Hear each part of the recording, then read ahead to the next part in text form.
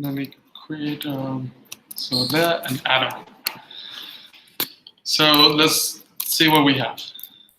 Node review.js, and then we see it twice. Hello has a vowel, and then hello has a vowel. Why are we seeing it twice? Right, that's correct. As Camille said, the if statement, we're falling under the if statement in two instances. In the E, one's character is E, and one's character is O. So, but we're only interested if we find at least one. So, if we only care about that, we could just do break here. Now, as soon as we fall into the for loop, as soon as we fall under the if statement, we exit immediately. Right, but we still kind of have a problem, which is if it doesn't have a vowel, then let's see what we got. We're seeing that console log false, but that's because of this earlier code. Right, so our program is not working if the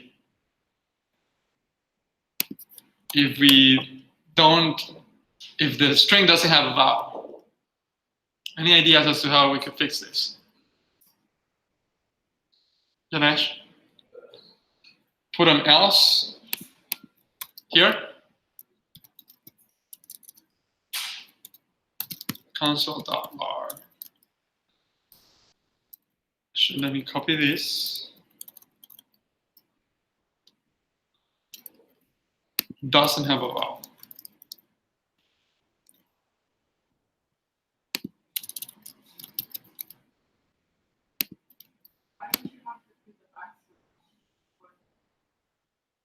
Yep. Good point. Yes. I don't have to do backslash here because my string is being done with backticks. Right? So let's see. Oh, now we see this. HLL doesn't have a vowel, doesn't have a vowel, doesn't have a vowel. So because if it's not the if, then it falls under the else. And we have only 3 characters, and none of them is a vowel. So something we could do is we could have something like another variable here that is a Boolean called found. Found will start at false. And then if we fall under the if, meaning we found a vowel, we could just do found equal to true. We get rid of the else.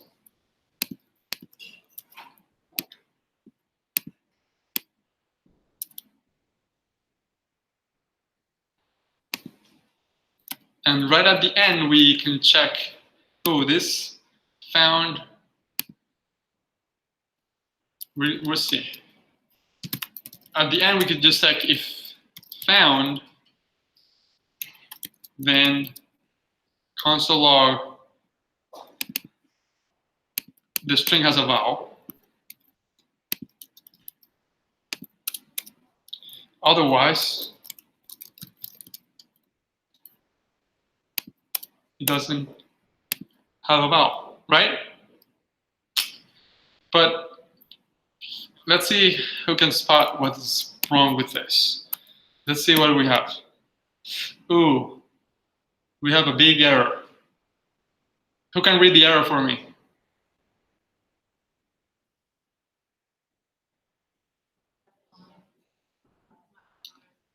Somebody raises their hand. O'Neill? Found is outside the loop, so it's not hasn't been defined. Right, so the error says found is not defined, and O'Neill spotted that this found only exists within the for loop, right? So, but we're kind of requesting it here outside of the for loop, because the for loop starts here and ends in this one, right? In this curly brace. So what we need to do here is take found outside of the for loop,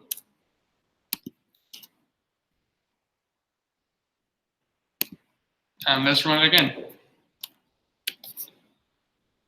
Now we only see one. HLL doesn't have a vowel. Let's see if it works for the original hello.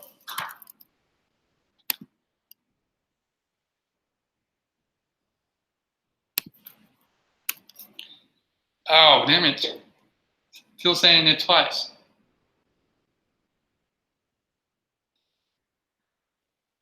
Why is it still saying it twice?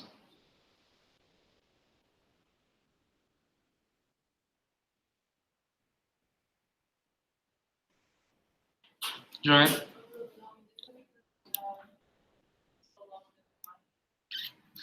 Where am I doing that? Okay. Right, that's correct. We have, I'm console logging, string has a vowel twice here, and after I say if found. So let's get rid of one of them. And now we have our program working. So if we can look at under the hood of index off, well, this will be really close to what index off is doing.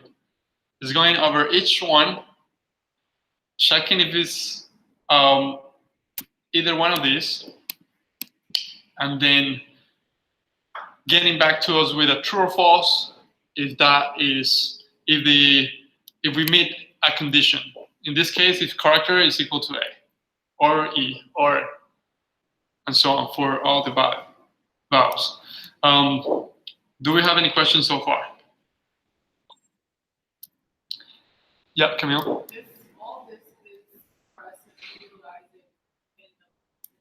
That's correct. In the lab, you will, and it's a really common pattern where we loop over arrays, we loop over strings. So again, it's so common that a few weeks from now, you will be totally comfortable writing a for loop that iterates over an array or a string. So, any other questions? Yeah, Joey? So again, variables defined inside the loop we can't call them outside the loop. That's correct. Is that for both for and while loops? That will be for both. For loops and while loops, yes, that's correct. So if you do want something out of the If you do want something to come out of the loop, once we see functions, we can do that. Yeah, Janesh? Could you say that a little bit louder? Oh, you mean that it should be case sensitive, casing sensitive? Right, for that one, I think I saw most of you did it, which is, if this is all capital, now my program doesn't work. Right? It says hello doesn't have a vowel.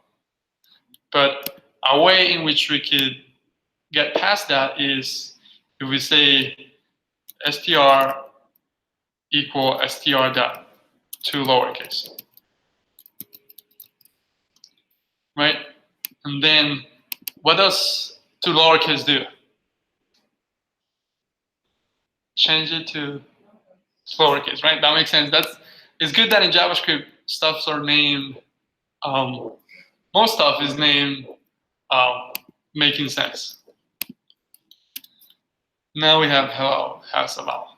So, and if you think about it, to lowercase under the hood has to do something what we just did. It has to go on each and every single one and lowercase it. Find what's the lowercase version of that and do it. So this is like the flexibility and helpfulness of JavaScript. I feel like it's a double-edged sword where we get a lot of stuff that we don't have to think about, like how lowercase works. But just what I want you to do is to kind of have in mind that somebody else had to write to lowercase. and that person had to look at every single character and lowercase everything. So yeah, under something like just this line can be 100 lines of more of code. I doubt lowercase is that long, but somebody else wrote that, and it's difficult to appreciate if we don't do it ourselves at some point. Okay, so that was the review that I wanted to make. If this works over strings, it should also work over arrays, since they are indexed as well.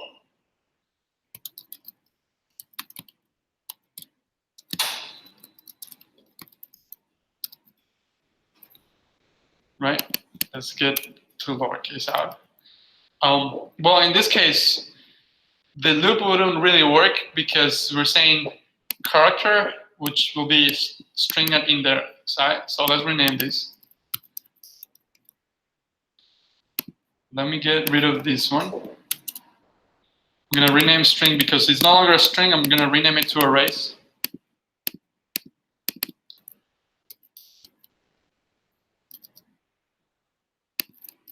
And then in this case, our program no longer makes sense in the fact that we're saying array at index I is going to be a character, right? Because it's not going to be a character. Array at index I, which is going to go up to the array length, is going to be a string on its own. So just so that we kind of see that we can still do looping over an array, let's just console log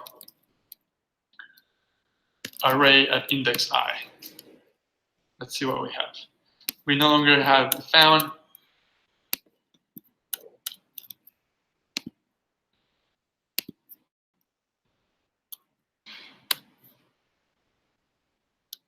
Right, we see every string console log independently as we are looping over the array. So imagine in the array we have a poem or a book, and let's say we're given the task of find if that book or that piece of text has at least one vowel. Well, I guess it's very likely that you'll be able to write a book without vowels. But you could imagine then how the challenge will now be, okay, we need to look at every word, and on every word we need to check if it has a vowel in it, right? I'm not gonna do that right now, but I'm just gonna like kind of leave you with that question. So, okay, now you have on Canvas the lab. Me and JR are going to be floating around for answering questions. And yeah, you'll have until tomorrow before class to submit the lab. And again, ask your questions. Don't just type code that you don't understand. You better write a comment saying, I don't understand, and write a piece of code that you don't understand. Okay. Yep. That is, thank you for reminding me that. Yes, I feel like some of you already had a fork. Make sure you download the most recent copy. I think it was updated today, not this one. It was updated today. So if you had a copy, make sure you update it. You could do that if you already cloned it. I think I posted some instructions here. Right. If you already forked and cloned, while being in your Git repo, you could execute these steps.